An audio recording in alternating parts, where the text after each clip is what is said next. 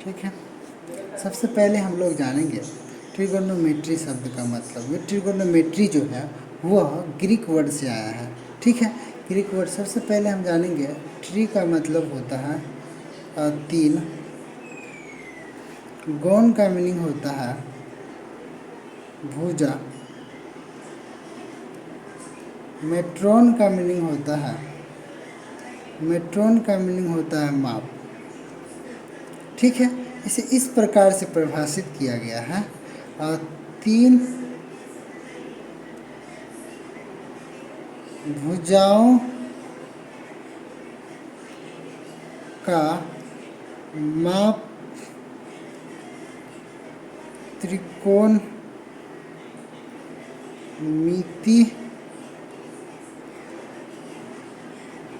कहलाता है। ठीक है, ट्रिगोनोमेट्री कहलाता है। ठीक है, अब इस यहाँ पर हम जानेंगे ट्रिगोनोमेट्री का मीनिंग जो हुआ।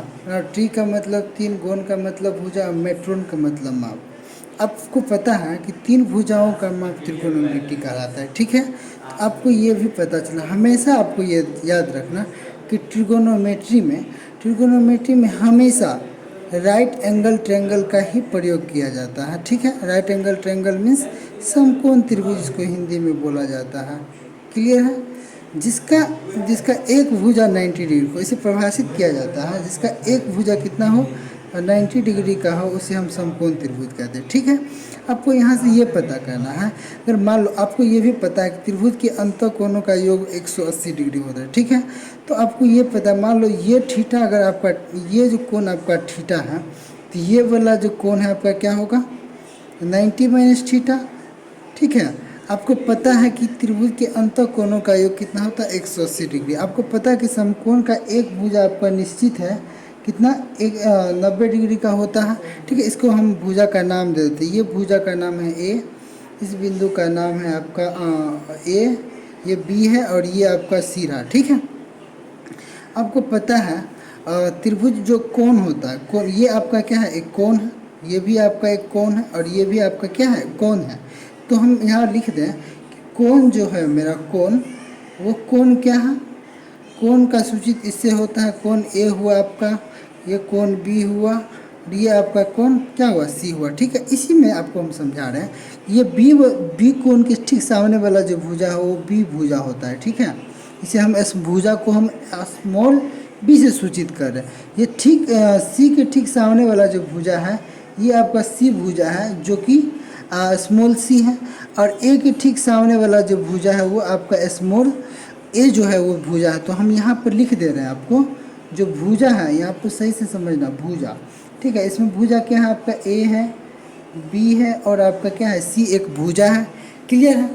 तो आप यहाँ से समझना। ठीक है, आपको इतना तो पता चल गया कि कोण क्या होता है, भुजा क्या, और इस भुजा का आप क्या करेंगे, हम सब नाम जानते हैं। ठीक है, तो इस भुजा का नाम जानते हैं, तो एक फिगर यहाँ लेते हैं। ठीक है, फर्स्ट फिगर लेते हैं। इस फिगर को नाम मतलब इसको इस साइड के नाम जानने के लिए, तो पहला जो हम फिगर बना रहे हैं, ठीक है, ये आपका हमेशा हम यहाँ पर क्या लेंगे समकोण त्रिभुज लेंगे। ठीक है, जिसका एक भुजा क्या होगा 90 डिग्री। सो ध्यान से देखना, मान लो अगर ये मतलब इसका नामकरण पहले कर लो, ये आपका है बी, ये आपका ए है, और ये आपका सी है। क्लियर है? मतलब आपको ये पता होना चाहिए, जो धरती पर है उसका कुछ तो कुछ नाम होना चाहिए। तो हम इस प्रकार से नाम, इस त्रिभुज का नाम दिए ए बी सी, क्या है त्रिभुज है। ठीक है, मतलब आपको बता दें, मतलब ये थीटा लेते हैं। ठीक है, ये आपका अगर हम थीटा लेते हैं, ठीक है, अगर ये हम आपको थीटा ले रहे हैं, तो थीटा के ठीक सामने वाला जो भुजा होता है वो आपका लंब होगा। ठीक है, लंब। ठीक है, ये 90 डिग्री है, 90 डिग्री ठीक सामने वाला जो भुजा होता है वो आपका कर्ण होता है। क्लियर है? कर्ण। और जिस पर हम खड़ा, मान लो इस पर हम ये थीटा जो है यहाँ पर मान लो हम अपना आप को क्या करते हैं खड़ा कर लेते, इससे आप नहीं फंसोगे। ये मान लो अपने आप को हम खड़ा कर लेते। ठीक है, मतलब हम जिस पर खड़ा हैं वो मेरे लिए क्या होगा आधार होगा। क्लियर है? ये मेरे लिए क्या हुआ आधार हुआ। क्लियर? अब अनदर जो फिगर लेंगे, मान लो दूसरा ये फिगर लेते हैं। क्लियर है?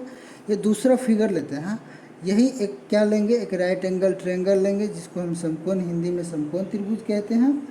ठीक है, ये समकोण त्रिभुज मेरा हुआ, जिसका एक भुजा पता है आपका 90 डिग्री है, ये तो आपको क्लियर है, ठीक है। और 90 डिग्री ये भी आपको पता अब चल गया होगा कि 90 डिग्री ठीक सामने वाला भुजा क्या होता है, तो कर्ण होता है, मान लो, है ना। मान लो अब क्या करते हैं, हम इसको थीटा लेते हैं, ठीक है। इसका नाम नहीं कर्ण किया है, इसका अब थीटा मान लेते हैं। मतलब खुद को हम क्या, अब यहाँ पर हम खुद को इस जगह पर हम खुद को क्या करते हैं, खड़ा कर लेते हैं, ठीक है।